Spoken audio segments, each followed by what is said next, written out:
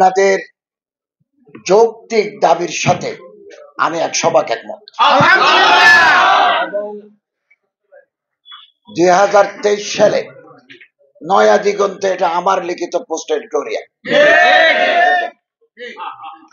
আমি 2টা আর্টিকেল লিখেছি নয়া দিগন্তে, পোস্ট এডিটোরিয়াল লিখতাম 2019 সাল থেকে, এবং ওখানে বলেছি যে আমাদের ইবতদায়ী মাদ্রাসাগুলোকে যদি আমরা লালন করতে না পারি, চালাতে না পারি, আগামী দিনের ইসলামের শিক্ষার ভবিষ্যৎ অন্ধকার।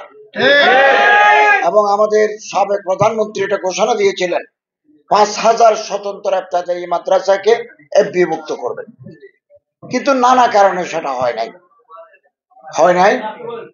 এবং 1,30,000-এর মতো বা তার চাইতে বেশি সরকারি প্রাইমারি স্কুল আছে। এই সমস্ত টিচারদের জন্য শিক্ষক প্রশিক্ষণ ইনস্টিটিউট আছে। ইবতদায়ী মাদ্রাসার জন্য কোন শিক্ষক প্রশিক্ষণ ইনস্টিটিউট নাই, এটা বৈষম্য।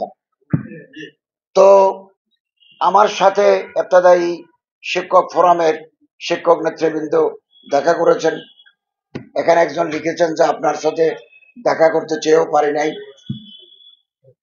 আমি ওনাদেরকে অনুরোধ করেছি, এটা আমার মন্ত্রণালয়ের অধীনে নয়, এটা এডুকেশন মিনিস্ট্রির অধীনে।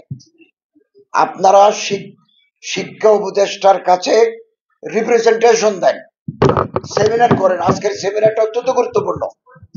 সেমিনার করেন, সিম্পোজিয়াম করেন, মত বিনিময় করেন, এবং শিক্ষা উপদেষ্টার সাথে আপনারা সাক্ষাৎ করেন, যৌক্তিকতা ওনারা বুঝান।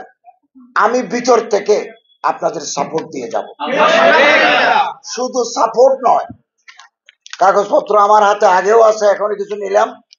আমি শিক্ষা উপদেষ্টাকে একটা ডিউ লেটার দেব to execute the demand at his earliest convenience। যত তাড়াতাড়ি সম্ভব তিনি এটাকে বিবেচনায় নিয়ে কার্যকর করার ব্যবস্থা করবেন। হয়তো একসাথে সবকিছু করতে পারবেন না, কিন্তু আমরা তো সূচনা করিয়ে দিয়ে যেতে পারি। এবং এই দেশে বৃহত্তর জনগোষ্ঠী প্রিডমিনেন্টলি আর মুসলিমস, এখানে সিগনিফিকেন্টলি হিন্দুস, বুদ্ধিস্ট, খ্রিস্টানস, তারপরে নৃতাত্ত্বিক গোষ্ঠীর লোকেরা আছে, কিন্তু বৃহত্তর জনগোষ্ঠী হচ্ছে মুসলমান। অতএব ওনাদের দাবি, ওনাদের শিক্ষা চেতনা আমাদেরকে অবশ্যই বিবেচনায় আনতে হবে। এবং আমি আপনাদের একথাও আশ্বাস দিতে চাই,